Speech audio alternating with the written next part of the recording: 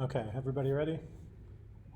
Okay, so this is a quick tutorial on how to use hair in Cinema4D. I'm going to shut the light off. And so the hair simulation is similar to physics and cloth in that it is a simulation. Hair responds to gravity and potentially other forces. You have a fair number of options. You can just sort of let hair do what it does. And then there's other ways you can create partings and things like that in the hair as well. And you can comb it and brush it and shape it to some degree.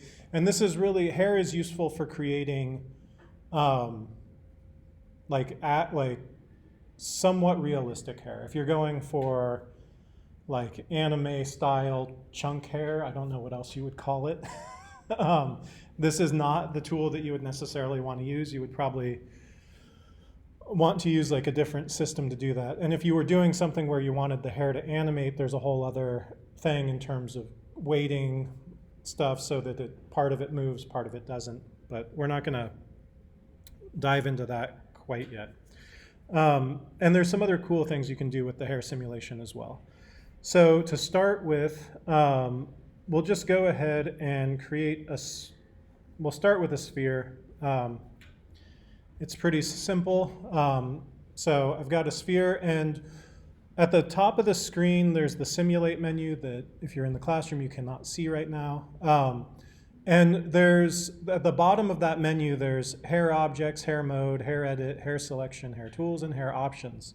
So there's a lot of stuff. One thing to note, we haven't really talked about this too much in class, but if there's this double dashed line at the top, you can click on that, and it'll actually pull this menu out so that it's available on screen. And when you're working with hair, it's oftentimes useful to actually have these menus available. So if I go to, where is it? If I go to add hair, I don't know why the guides is still highlighted and it's just, oh, that's because that's the mode it's in.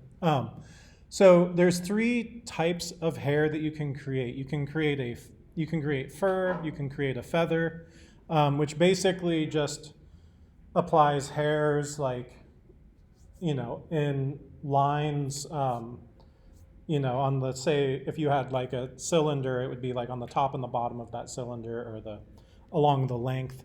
And it's just a way to create a feather. Fur is what we're going to start with, and fur is just a simplified version of hair. So there's a lot of cases where this is all you would need. It's really great for, say, maybe making grass or something where you want like a uniform fur on an object. And so when I put fur on this object, you'll notice that it's created a new object called fur, and you'll notice that object has a material tag, and then it's not directly attached to the sphere. It's not a child of the sphere, it's not a parent of the sphere, it's its own object. However, if I go down to the attributes for the fur object, you'll notice that it has already selected the sphere, and that's because that's the object I had selected when I chose to add hair, right? So whatever your current selection is, hair will be applied to it when you create it. And you'll see all of these white little hairs. These are actually called guides, and they're just sort of like a quick representation of what the hair is going to do, and it controls when you go to like comb, brush hair, or whatever. The guides and the space between the guides determine how the hairs are rendered between them. So in this case, with fur, I've set this up, and you'll notice that things are there. It's really simple. So there's a count, like how many hairs do I want?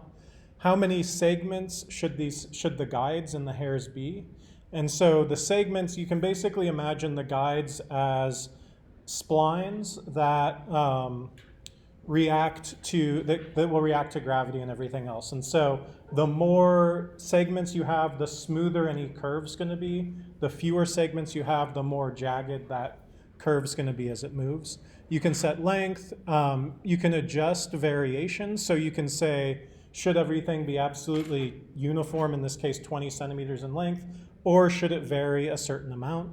And then you can randomize some of the directions. So let's start by making the length 100 so it's more apparent what we're doing. And I'm going to go ahead and zoom out a touch here. So now you can see those guides are significantly longer. If I adjust this variation, you should begin to see some of those guides lengthening and some of them shortening, right? I'm going to leave it at 0 right now, and I'm just going to go ahead and render this. And as you can see, it doesn't look so great. You can very clearly see the object through the hair. And it doesn't necessarily look all that realistic either because of the way the light and shadows on it. They've actually done a better job of the default looking better with a single light on it than it used to. But we're going to go ahead and there's a couple things that we need to do in order to really understand how hair is working, and that's to add a couple lights with shadows. So I'm going to go ahead and add a light, and I'm just going to use Omni lights. I'm going to create one. I'm going to kind of pull it off and maybe up a little bit. I'm going to turn shadows on. Oh, that's volume. We don't need volumetric lighting right now. And I'm going to do area shadows. I'm just going to leave this at white, 100% intensity. But then I am going to go ahead and copy the light and paste it and move that pasted version over to the other side of the object. And you'll see, I'm kind of setting it up so there is some like full shadow here, but then overall the rest of it's more well lit. And if I go ahead and render this again, you'll see it looks a little better. We can still see through the object. And so one of the general rules of thumb when you're working with hair is unless you want to see a difference, like if say this was like the back of somebody who has thin hair's head and you wanted to see skin tone through there, then you would apply like a skin material. But otherwise, if you want it to really feel uniform and hide that object, then you want to set your object's material to be about the same color as the base of your hairs. And we'll look at how to adjust that here in a second. But to start with, let's just go ahead and create a material. And we will, just on the color channel, we're going to turn reflectance off because we just want the color and we don't want it to have any specular highlights or anything on it at this point. There's no need for that. So I'm going to go kind of in the orange realm, drop this down into more saturation, and then go somewhere down about here. And then I'm going to go ahead and apply that to the sphere. All right, so now the sphere is brown. If I render this, right, already, even though I haven't added any hairs, it feels more filled in. So the other thing I can do is I can add more hairs. So let's go to the fur object, and we can come down here, and currently it's at 10,000. You'll notice that's pretty low on the slider. I'm going to go ahead and just crank this up to 100,000, which is the top end of the slider, and go ahead and render this. And you'll see that it's significantly hairier, right? There's a lot more density there, about 10 times as much density. If I was to delete this material tag off the sphere at this point and render it, you'll see that at that density, it's actually dense enough that I don't see anything through there, right? As soon as I start doing more physics-based thing, or as soon as I start doing the simulation, there's a chance that I will see it through there. And I'm going to leave the material off now. Depending on your computer, right, on this machine, 100,000 hairs renders pretty quickly. And honestly, I've noticed, I don't know if they've made any changes or if just standard hardware has gotten better. But it seems to render hairs more efficiently than it used to. If you say put a carpet down in a room a couple years ago and you had 100,000 plus hairs on there, it would slow down dramatically, and it would be, yeah, it would take forever just to render that part of the scene. Okay, so we've got a whole bunch of hairs on here. Again, let's go to the fur tag and maybe adjust our variation a little bit. So I'm going to go ahead and say 10 centimeters variation. If I render this, you'll see that instead of that like perfect sphere outline, I get something that looks a little more natural, right? Because it's pretty rare for every hair to be exactly the same length unless it's like a manufactured lawn or something like that, like AstroTurf. And even those things, they tend to blend that. The randomized degrees, basically, if I drop this back down to some lower value of count, so I can show you this, it basically angles the guides, right? So the guides are all pointing basically straight out from whatever point they're at on the sphere. But if I go ahead and randomize it some, you'll see that those hairs start to overlap one another, right? And if I do that and crank the count up, I don't know if we're really going to notice that much, but let's go ahead and see what we see. Oops.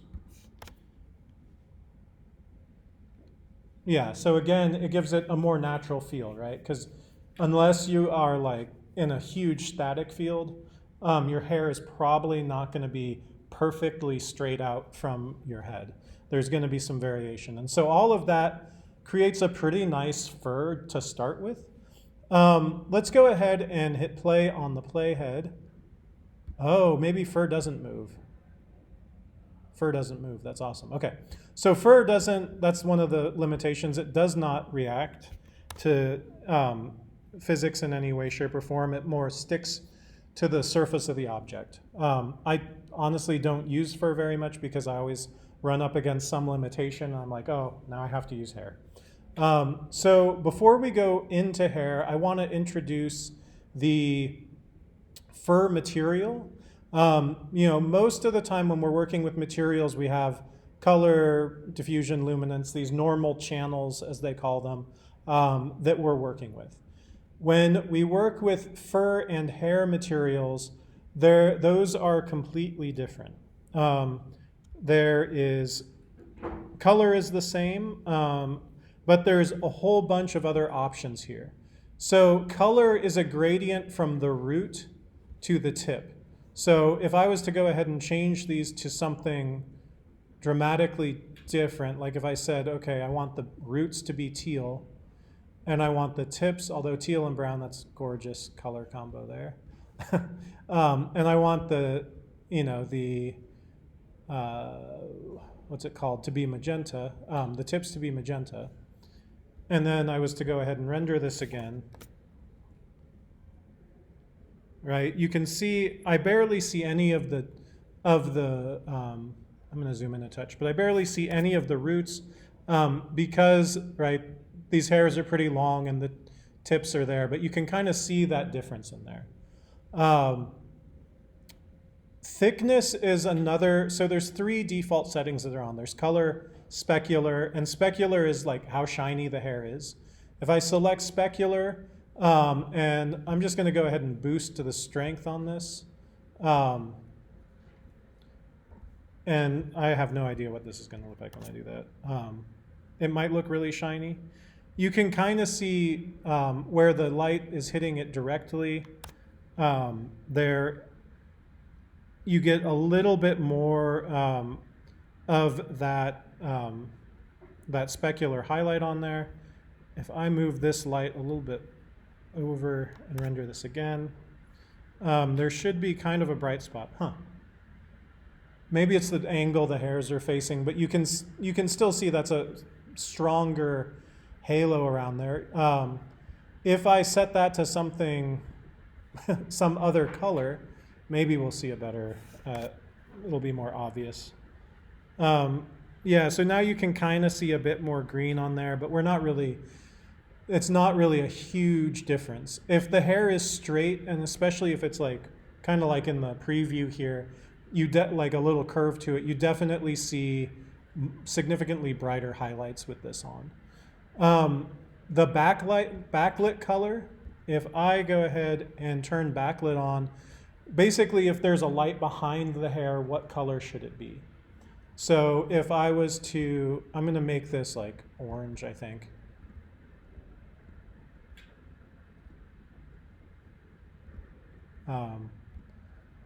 And this will be just straight up yellow.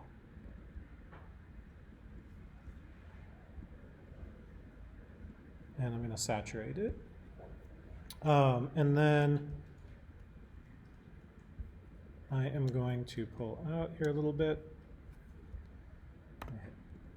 H, and zoom out. And I'm actually going to move both of these lights so they're behind the hair object. And so if I render this now, right, you'll see that where the light is coming from behind the hair, it's glowing yellow, right? Which is a really nice feature because, right, hair tends to glow when there's a light behind it. So I put this one back in front, and right, so you can see that combination of the two, right? That yellow glow is, you know, the light from behind is kind of making it look more transparent. Transparency on hair is great and all. It increases your render time substantially. But you can turn it on, and you can adjust how transparent something is. If I do turn this on and just render this, you know, we're probably not going to see a whole lot of difference, but it really, at this distance, it makes that gradient a little bit smoother between the two. Thickness is pretty great. So with thickness, you can adjust, obviously, how thick the hair is from the root to the tip, right? So if I wanted these to be really fat, I could say I want the root to be 10 centimeters.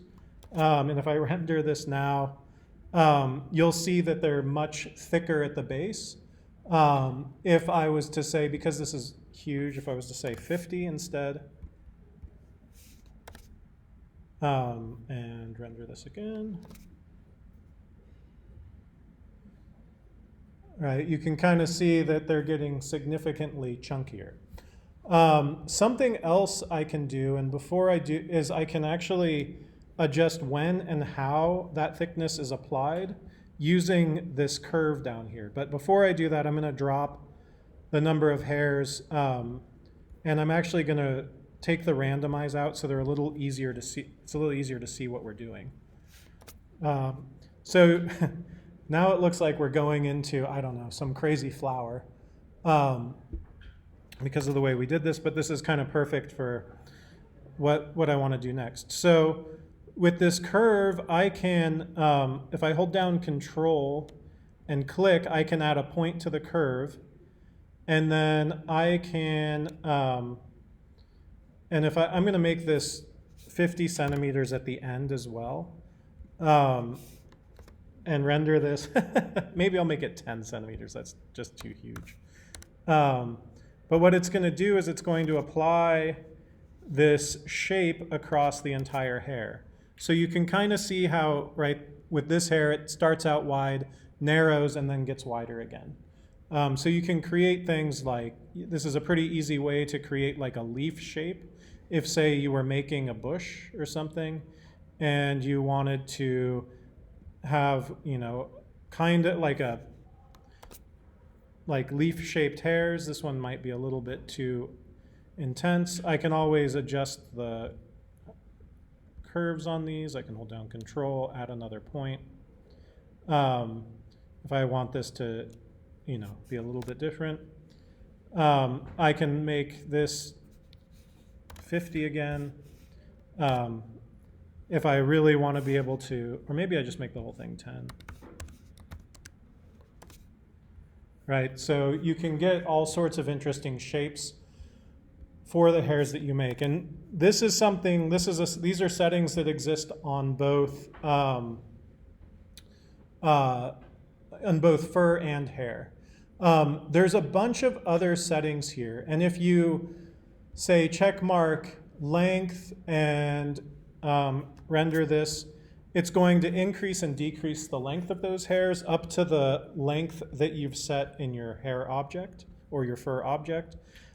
You can apply textures here, so I could drop in noise and render this, and then the length is going to be determined by that noise shader. So you can get some really interesting results with that. If I adjust my thickness down again to, let's just say 1 and 0.1, so I actually have really thin hairs. I'm going to boost up the quantity here some. And there's Frizz, kink, clump. If I turn these on and off and just use the default settings, you can kind of see some of the variation that starts to happen. So, right, so it's giving a little bit of frizz, gives some frizz to it. It looks like my hair on most days. Kink is going to apply some kink, and you can do all of these at once. Clump, I'm just doing one at a time so you can kind of see. You can see that it sort of clumps the hairs together like you would expect. Curl curls the hairs, and in this case flattens everything out. So now you can see those specular highlights more because the edges of the hair are on the surface. You can also see in this, because I have only a few segments on these hairs, and when they're bending, if I render this again, right, you can see those hard corners. So if I was to say increase my segments to, I don't know, let's do 17 and do another render of this, you should see that it's significantly smoother in those bends. There's, twist and wave. Curl, we can increase the number of degrees. The direction, let's just say random, because that's what my hair is like. Right, so you can get pretty varying results from these different settings, and just experimenting with them is a really good way to work. Okay, so we've gone through most of the hair, like this part, through the materials on the fur, which is very, very similar to what you can do with the hair material as well. So let's, we're going to go ahead and turn the fur, we're going to disconnect the fur from our sphere. So I'm going to select the sphere, or the hair, and I'm going to click here, and I'm just going to say clear. And then I'm going to select the sphere again, and I'm going to go to where it says fur here. I'm going to change this to add hair. And I'm going to render this, and it should look almost identical to what we saw when we first started. The difference with hair is there's several things we can do. First, if we hit play on the playhead, you'll notice that the hairs drop. And I can render this, and now I get this beautiful like mop top thing happening, I don't know, with a cowlick. What's nice about this is it shows something about how hair works. So one of the ways hair works is all those different guides, determine what direction hair is going. But what it does is it will interpolate between the two nearest guides. So there's one guide sticking up here, and the rest of them are folded over. So it's basically creating this cone of hair as it's trying to like map the hairs between the two guides. We're not going to talk about partings, but today, other than conceptually, but basically you can highlight a number of guides and use them to create a part. And you basically say, if these guides are further apart than this many units, then don't interpolate between them, right? So there should be a gap where you'd have like a natural part in someone's hair. The other things that you can do with hair, you'll notice if I look at the hair object settings over here, I have significantly more options, right? There's several tabs that I can work with. There's one specifically for the guides.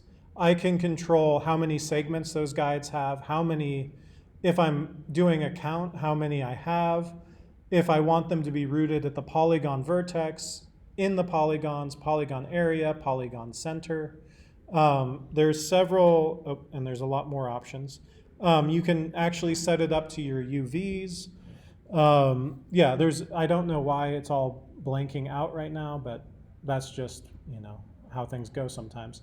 And so you have, you can actually do growth. So over time, hair can grow. There's some editing tools that you can use. Again, there's a lot of these things that are like really advanced in terms of like how much control you can have with this object. In the guides is where you control the base length of your hairs. So I'm going to make these 200, not 2,000. That's just a little bit much. But if I make these 200 and I hit H, right, I'm going to get basically the same thing, but 200 hairs long. And if I play this, I'm going to get a very similar thing. I love that one hair just always sticks up. And now it looks like a hairy acorn. The hairs tab is where you would set the count. So you'll notice to start with, the count is set to 50,000. And the number of segments on the hairs is 12. You can set that significantly higher. Again, you can set the roots to root everywhere. You can set it to be at the polygon vertex, which is hilarious, because now I will have only 114 hairs because there's 114 vertices. So I can greatly limit the number of hairs on there. This is really useful if you're doing something like making a fly or some bug that has like a hair at certain spaces, but they're not like fur balls. And there's other reasons you might want to do this as well that we'll look at in a second. But yeah, so there's different ways that you can set it. Auto is the default. There's, again, growth. There's cloning, which we're not going to talk about right now. Although actually maybe we should. Let's go ahead and say roots, auto. Oh, because I'd switched this to polygon vertex, it set my count to 114, and that's what it's at right now. If I do cloning and say I want 10 clones, what it does is this is how you make like bristles for a brush.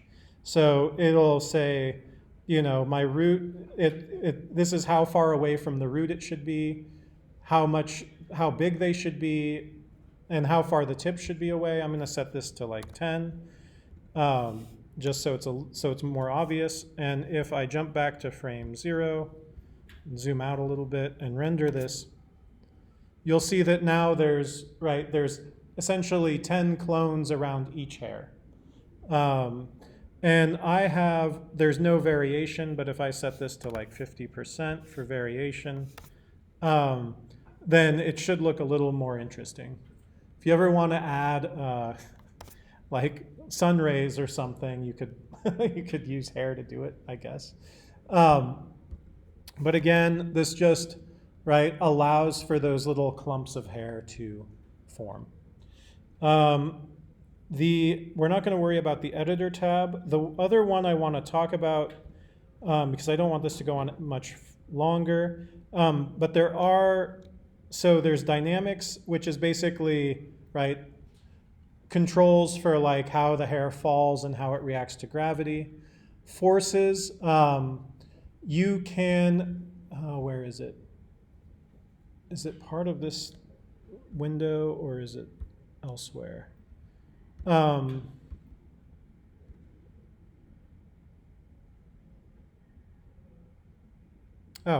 here it is. So I don't see it on there, but maybe I'm just, oh, there's the attractor. So, oops, I didn't need an attractor. So hair can, if you have your hair object selected and you create a force like turbulence, and then run your simulation, I'm going to make this like 300 frames. It should, oh, maybe let's scale that up. Let's put that strength a little bit higher. This should go crazy. Or maybe, I think there is some turbulence, like it's wiggling in a way, but I'm not 100% sure if that's actually, oh, okay, sorry. It didn't actually apply it. So I'd have to come in here and click on turbulence and change this exclude to include. And then if I come back here and render this, I don't really see hair doing much of anything here that looks turbulent to me, but I'll have to look into that a little bit later. So the other thing that I would say is important is the Generate tab allows you to do some really interesting things. So to start with, I'm going to go back to my hairs and I'm going to turn clones to 0. I'm going to leave the number of hairs at 114 or whatever I had. So there's just a few of them. But then I'm going to go to the Generate tab. And under the Generate tab, rather than just rendering these as hairs, what I can do is I can actually generate geometry along the guides. So if I go to type and I change this from none and I go to, let's just say triangle. And as soon as I do that, you'll see that geometry has been created. And now I've got all of these objects that are actual, essentially, what's it called? What are they called? That are essentially sweeps of a triangle along a spline. And what's nice about this is, again, I can run this and those, and they react and move, and I can create all of that geometry using this method. In order to control the size of this, I would use my hair material that's attached to this. So if I double click on here and go to thickness and set the root to, I don't know, 20 centimeters, you can see that now I have all of these like thick, I don't know, it looks like the back of Sonic the Hedgehog's head, right? Like these thick, heavy spikes. I can do, I'm going to leave it with those settings and go back to my hair. Instead of triangle, I could go and do square, which is going to make those square, surprisingly enough. Circle would make them, right, circular. There's a couple other options here. One is called sweep, which basically allows you to use any spline. So if I go ahead and was to, the helix would, I think it has to be closed, but if I wanted to make flower hair, let's do star hair. So I created a star. If I go back to my hair object and I add this, right, now all of these hairs are not okay, right? They're totally flat, but that's just because I need to select my star and I need to choose the correct plane, which is XZ it looks like, and now I have star-shaped hair objects. With this, if I wanted to turn this into something that, like an editable mesh, I can make this editable and it can just become an object. The other options I have under here are, where is it? The only other option is instance. What instance does, in this case, if I render this, I don't see anything because the instance is currently that star spline. But what I can do is I can put any object on there. So if I was to Sorry, if I was to place a figure in here and go to hair and use the figure as my object, I'm going to make my computer really mad. I think it should work, right? Let's see if it works.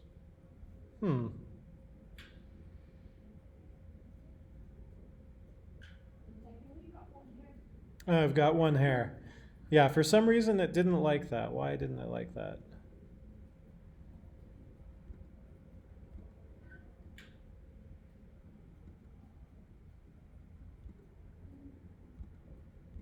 Maybe the figure is just an annoying shape for it to do. Let's try something else.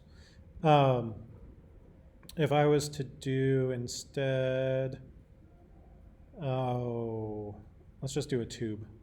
And maybe make this outer radius 10, inner radius 1, and I'm going to leave the height, I'm going to set the height to 200. Okay, so I'm going to pull this over here and say 3 and just see, ooh, that's, let's do 8. Let's not 10, 8. Okay, so there's like a tube. I should be able to then take my hair, and I've done this before with other objects, I'm not sure why.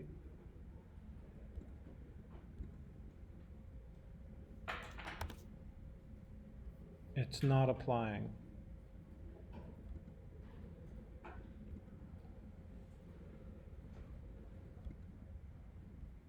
Huh.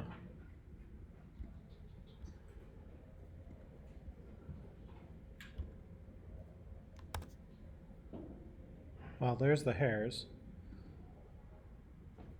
Frame update. Okay, so I'm not quite sure why the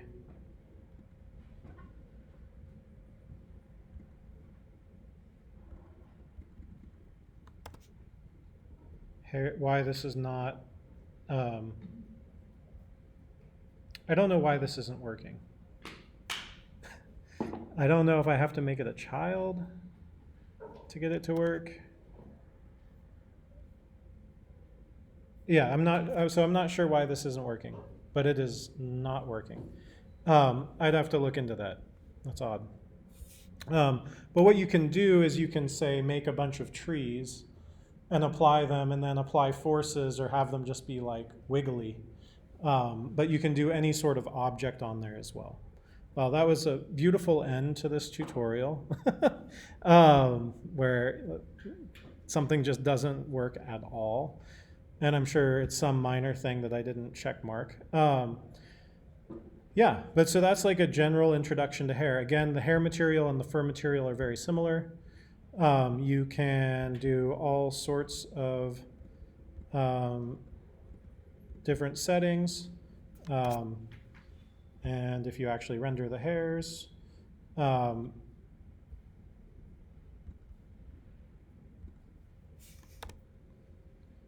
you can, make really ugly things or hair that looks really, really nice. There are all the tools that we're not going to talk about right now, but in terms of brushing and moving hair, if you go to, I think it's under live selection, there's a whole set of ways to groom